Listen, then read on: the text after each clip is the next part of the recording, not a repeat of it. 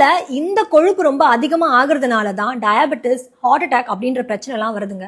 என்ன அப்படின்னு பாத்தீங்கன்னா, நம்ம உடம்புல இருக்க கொழுப்பை 2 வகையா பிரிக்கலாம். ஒன்னு வந்து சப்குட்டேனியஸ் ஃபேட்னு சொல்லுவோம். அதாவது ஸ்டோரேஜ் ஃபேட். நம்மளோட ஸ்கின்னுக்கு அடியில எல்லாம் இருக்க கொழுப்பு. ஓகே. இது 2வது விதம் என்னன்னு பாத்தீங்கன்னா விசரல் ஃபேட்னு சொல்லுவோம்.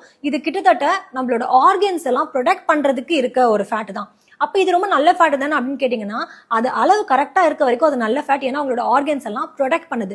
ஆனா அது அளவு அதிகமாகும் போது அதே ஆர்கன்ஸ் வந்து கம்ப்ரஸ் பண்ண ஆரம்பிக்கும். அண்ட் இன்னும் இது லோட் ஆக என்ன ஆகும்னு பாத்தீங்கன்னா, இந்த ஃபேட்ல இருந்து நிறைய கெமிக்கல் காம்பவுண்ட்ஸ் வந்துட்டு ரிலீஸ் ஆக ஆரம்பிக்கும். இதுதான் வந்து இன்சுலின் ரெசப்டாரை வந்துட்டு ரொம்ப டிஸ்டர்ப் பண்றது அண்ட் ஹார்ட் ரிலேட்டடான இஷ்யூஸ் நிறைய வரதுக்கு எல்லாமே காரணம்.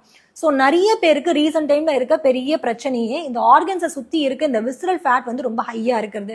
ஸோ இதை ரிவர்ஸே பண்ண முடியாதா, இது வந்து ஒரு பெரிய பிரச்சனையான்னு கேட்டீங்கன்னா கண்டிப்பா கிடையாது.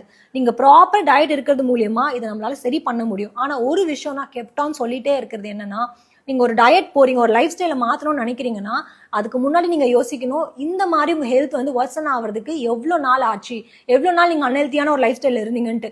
ஸோ அதை ஈஸியா ஒரு 2 மாசத்துல 3 மாசத்துல நம்ம ரிசல்ட் எதிர்பார்க்க முடியாது. நீங்க கன்சிஸ்டன்டா ப்ராப்பரா பண்ணீங்கன்னா கண்டிப்பா ஈஸியா ரிவர்ஸ் பண்ண முடியும். ஸோ எல்லா பிரச்சனையும் இனிஷியல் ஸ்டேஜ்லயே கண்டுபிடிச்சிட்டீங்கன்னா ஈஸியா கியூர் பண்ணலாம். ஸோ இந்த இன்ஃபர்மேஷனை மறக்காம உங்களோட ஃபேமிலிக்கு ஷேர் பண்ணுங்க. பிகாஸ் தெரியாம சாப்பிட்டதெல்லாம் போதும், இனி தெரிஞ்சுட்டு